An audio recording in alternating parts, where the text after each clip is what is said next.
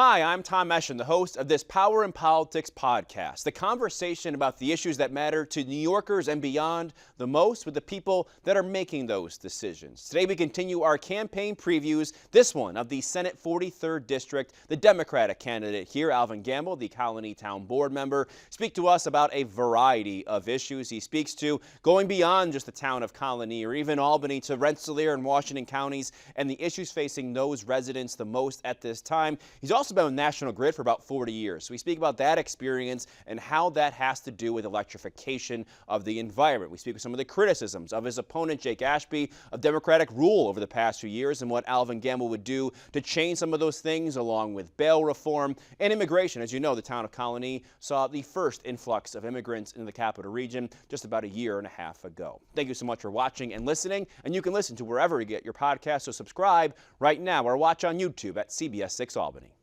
Mr. Gamble, thanks so much for joining us here tonight. Tom, thank you so much for having me. I really appreciate it. No problem. You're on the Colony Town Board. That's one of the things in your background. You've been there for a couple years. I'm curious, though, what's been your message to the voters during this campaign season as you've gone around the region here? Probably my message is what I learned from being on the Colony Town Board, and that's that we have to work together. Probably because I've had not a good experience there. I've had a great experience, which is a lot different. Because of my experience there with our supervisor, Mr. Peter Crummy, and my other fellow board members, we really do, we put our, not only egos at the front door, we just put our partisans, the blue and the red, all those colors, white and black, we put all those colors outside, and our main goal is what's good for the people of Colony. What I want to do is take that same mentality and bring it to the state level. Yeah, I wanted to ask you about that, expanding upon the district as well, beyond Colony. How do you plan to reach voters? How have you been trying to reach voters, constituents potentially, in places like Rensselaer, Washington counties, which are also part of the Senate district? Well, Tom, that's a good question on how I'm going to try to reach them. What we tried to do is right during the beginning of getting on the ballot, I made a promise to the people of Rensselaer County and Washington County that I would, if I made it to the ballot, I would at least get there at least four times before election. And to date, we've already been there 6 times. So why do I say that? I had to learn about the rural. I know about Colony. I know about streets and red lights and parks and all that. But there was some learning. There was a learning curve that I've had since really March, and going up there, finding what are the needs of the people in Washington County as far as Stephentown? What are their needs? Because their needs in Stephentown are a lot different than the needs of someone, who lives in Loudonville or in Colony. And so you have to really put the boots on the ground and find out what they want. How are those needs different? What are those issues there? One of the main ones that I did not realize is that they, being a very rural area, they do have different issues than us. And one of them is with the farmland and all of that to make money, and that going down in a decline, they really need certain things. And we just learned this last week that we were in Stephentown at it's not even a fundraiser, it was more like a debate kind of thing. And they were telling me that one of the main things that they would like is to have some kind of EMS, some kind of emergency service. The closest one was 40 minutes, 40 miles. Think about having some kind of, even something allergic, and you have to make a decision. That's a long way to maybe go to.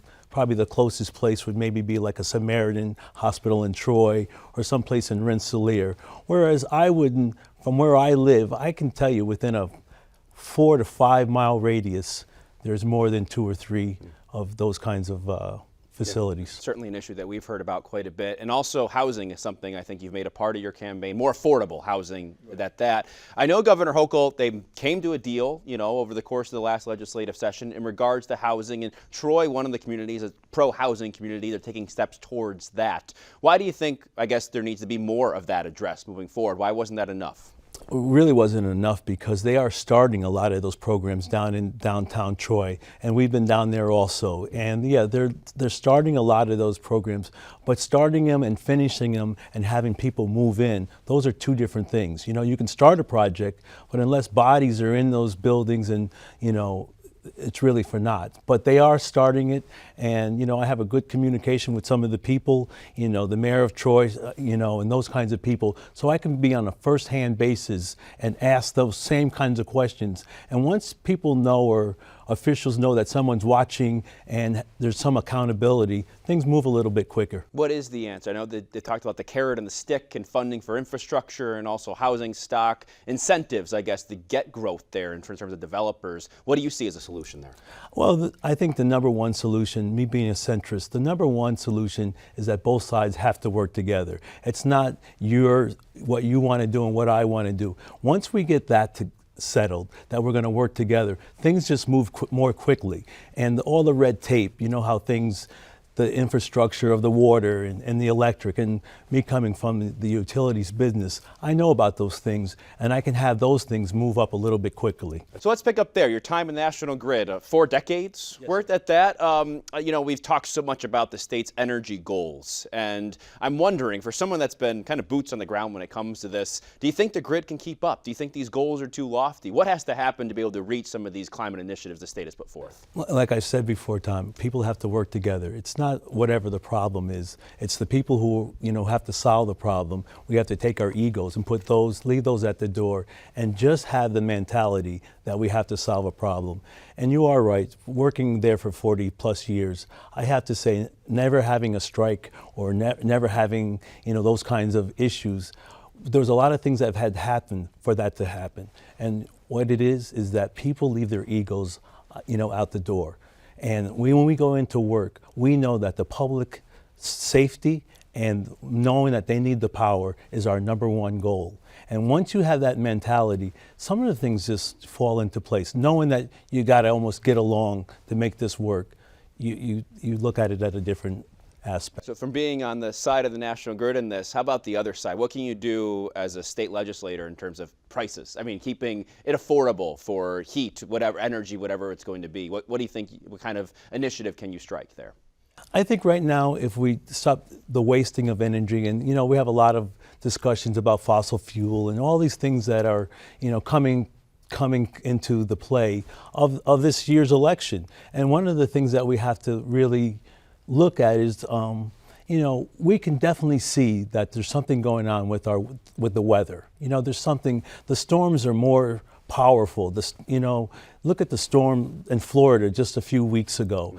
They are more dramatic. So we can all say that there's definitely something going on with the climate control, at least have that issue. So now we have to work towards it and solve those problems, and use less energy and use it more and have it more affordable, and use different things so we can save our energy so we're not disrupting the ozone layer. And, there's other things besides the ozone layer that's just as, we should take a look at, and that's the soil. The soil is not like it used to be because of the farmers happen to not take that rest period. They used to have 3 acres and, plow, leave 1 acre, to rest, and plow and do the stuff on the other 2 acres. And now they can't do that. And so the nutrients aren't in the soil. So there's more to it than just the ozone layer. There's, you have to have some people who really want to see what the problem is and look at it from different areas. In terms of your voice in the state legislature and the Senate, I'm wondering what you think about this, because your opponent says that, 70% of New Yorkers think the state's going on the wrong track. And we lead, one of the leaders in the nation in out-migration, and he ties that to Democrat rule. You're a Democrat. Yes, I am. Do you think some of the policies have gotten people out? Do you think that's part of the problem, and how could you be a solution to that? Well, that's a great question. Yes, there are some issues that are going on with us, so many people leaving, but we also have to look at, the reasons why. It's not just all, I know we're number one for people leaving, but right now, they're saying the taxes, they're saying the economy, but we have to look at, with President Biden, when he did have that bill with the infrastructure, more jobs were starting to create. Look at all the roads that are even being worked on right now. And we even forgot that there's another, push to fix the bridges. So we are having some infrastructure jobs that are going to come, and they're going to come for a long while. So, as he was saying, my opponent was saying certain things, we're leaving. We're also building it up. And these jobs aren't going to be just for 6 months or 3 years. If we start building the infrastructure, start building the bridges, and start even with housing, we have a housing problem, and getting people to build houses maybe that have been vacant and build on those are going to create long-term jobs, not just jobs for 2 and 3 years. They'll be career jobs. You are in Colony, and you think about what happened almost, I guess, a year and a half ago now, when the bus of immigrants came up from New York City. Colony was the first place in the capital region that saw that happen. And since then, and as someone I'm curious, just your perspective on this, the state $2.4 billion, to help facilitate housing, immigration services, in terms of legal help as well. Do you think the state is spending the right way when it comes to facilitating the transition of immigrants to New York? Well, Tom, that's a good question. Is the state spending it in the right way? I have to say, when you look at the number, $2.4 billion, that is a lot of money. But you know what? Some of the questions that you ask, sometimes you have to ask yourself, what would God do? The people are here now. Do you just turn your back on someone who all they wanted was probably what my forefathers wanted and people from many years ago? They want a better opportunity. They want their children to have a better life. So let's think of why they came here. And part of the thing is we live in the best planet, the best country in the world, right? And we should find a way so everyone, not just the migrants who came into New York. We're smart enough. If we know better, we should do better. Find a way that we can feed everyone in this world, not only in New York. There's ways, but we throw away more food that would feed the whole world than we plant. You know what I mean? So let's think about that. That's not to see the migrants are here and they came here at 12 o'clock at night. I get all that. But now that they're here, let's solve the problem, and let's not put the blame not on them. But there's a right way and a wrong way. And I do agree with most people. We do need to know, the people's names. We do need to find out all the information we possibly can. Yeah, I'm curious, how do you respond to those who say, why do they get a handout and I don't, as someone that has lived in America for longer than they have? That's a very good question. And I say, our services have to be divided. You're right. We shouldn't have not only that person, no person should go without here in the United States. So let's find a way. Let's find a way for the person who doesn't have it. The vets, we see vets who maybe are not getting what the migrants get. Let's find a way to correct those problems too. So no one goes without food. No one goes without shelter. Do you think it's a public safety issue, immigration? I think it is, somewhat, not entirely, but I think if we had the laws in place when people were coming in, or even like right now, let's put it in place now. We can start today.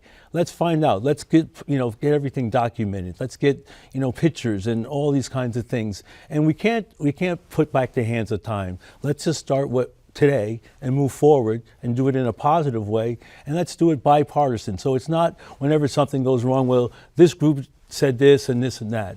Let's work together, and I'm sure we'll solve this problem. Well, we're talking public safety. I know that you have a bit of a background in criminal justice, yes, right? One of your degrees is in that, right? Yes, it is. So bail reform, that's something that your opponent and those on the other side of the aisle have been very critical of. I haven't heard much in terms of if there's going to be any more changes made, but it still is a topic that a lot of people are talking about still. Do you think those laws are working? Would you change them at all? I guess from your perspective, what does that look like? Do you agree with them? Well, once again, another very good question. Some of the reasons why bail reform first started, Tom, was because of the backlog in New York City. Okay, so those laws, some of the laws that we do have, when they're statewide, so laws that they really created for New York City have obviously come up to upstate New York. Mm-hmm. So yes, we have a very bad log jam in New York City where you could be waiting for 6 months or longer just to hear your case.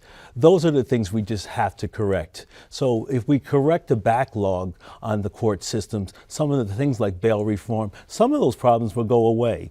I mean, the problems that they have in New York City are definitely not the same problems that we have in the 43rd District. But I understand what we do have to have some kind of sit at the table and talk about it. And maybe what laws that we have downstate may not always work upstate. Maybe we have to have certain, avenues that they're different because our court systems are not backed up as bad as they are in New York City. Do you think judges have enough discretion right now in assessing bail? I trust our legal system, and I really like that. I think judges can make more decisions instead of, putting it in the backlog and once again having more time wasted. I think it should be on a case to case. We shouldn't just have one blanket rule, for all the backlog. I think a judge is, if he's been a judge and we trust his judgment, then he should be able to look at a case and by his judgment and then have the two attorneys,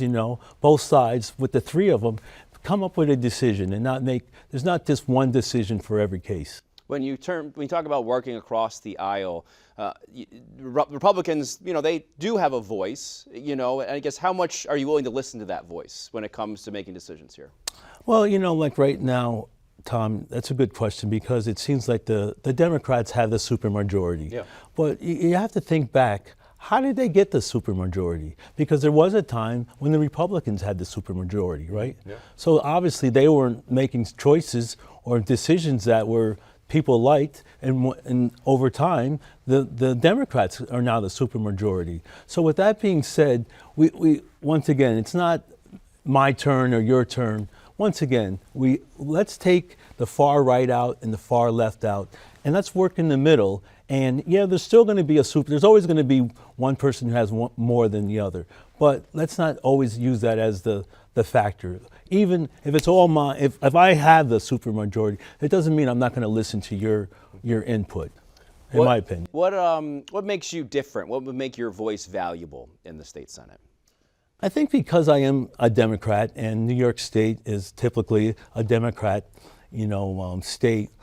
There's certain things that when, I would have a seat at the table. Nothing at all against my opponent, Jake, but he doesn't have a seat at the table. What does that mean, not having a seat at the table? There's certain decisions that, I can think of one particular. How we had the Burdett case with the hospital, and, the Democrats made that decision. There was a gentleman, John McDonnell, the Assemblyman John McDonnell, who was very essential in making that decision and having it, pass through and giving it 5 years, $1 million.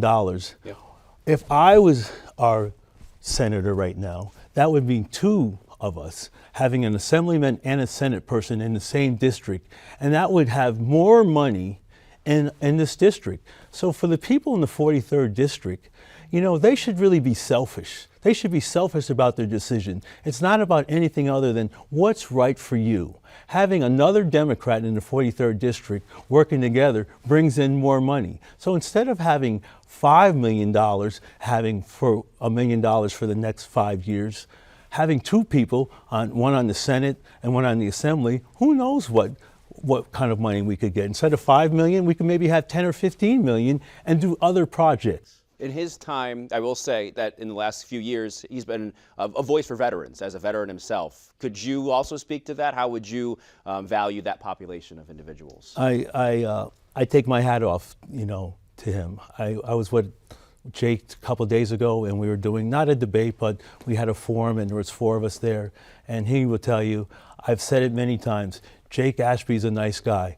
Alvin Gamble's just nicer. But we don't have any ill will toward each other. I do think, I do like the vets too. I have never been, I was fortunate enough, I went from high school to college, but I have a respect for veterans. My father's a veteran. My brother-in-law's, many people in my family. So I'm not gonna put down any of the things he do because I think that's a good cause, and our vets they should have all the rights. They should get all the rights that they deserve and then some, because we should never see a vet, someone who's given up their life and the pursuit of maybe another job, fighting for me and you, and see them homeless. That should never be. You brought up something a little bit earlier that I just wanted to expand upon. It's coming to me now in terms of New York City and upstate. And I know there's sometimes a divide in the ideals there. And one of those things is pay. And I know that there's been talk about a pay raise again here for the legislature in the next couple of weeks or months potentially before the 2025 strikes in. And one of the reasons is because New York City legislators and they battle with the council. How do you feel about that situation? Do you think a pay raise should be on the table for someone in the Assembly or the Senate? Tom, that's a very good question. I want to be honest to you on that question. I really haven't, I know there's a differentiation, and I know because New York City is more expensive and than upstate, that always comes up.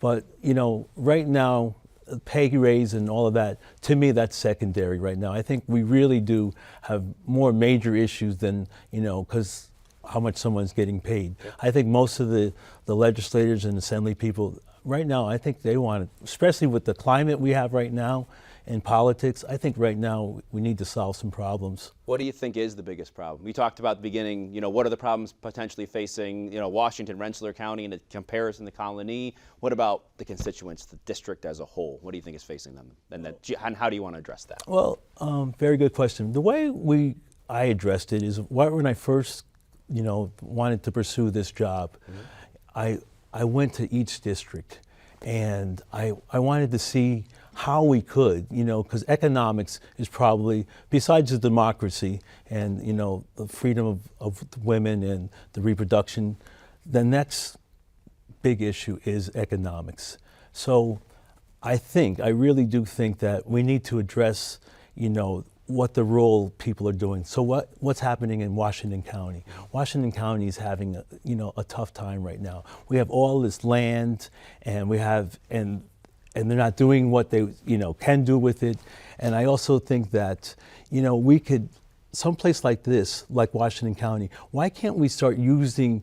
We talked to some of the farmers out there, and they're saying how much excess milk they have and all these excess products we have. Why can't we use the products in Washington County to, for milk, cheese, and all these other products that people as close as, Troy and Schenectady and Rensselaer and come down this way and start using these products instead of buying them.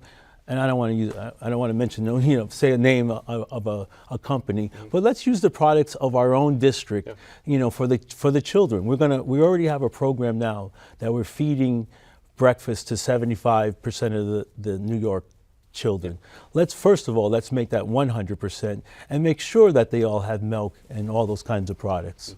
So that's a free school for all, right? It was one of your free school meals for all is one of your big tenets. Yeah, yes. That's what you're alluding to there. Mr. Gamble, we really appreciate your time. Thank you so much, and good luck for the next couple of weeks in this election. Well, I want to say, Tom, thank you for just having me here. Yeah. Thank you for having my constituents, see me and get an opportunity to see some of my views and my points. Thank you. I appreciate it. Good luck in November. Thank you, sir. Appreciate it. Yep, thank you. Thanks for listening. Hit the subscribe button right now so you can stay up to date on these news-making conversations about the issues impacting New Yorkers the most: power and politics.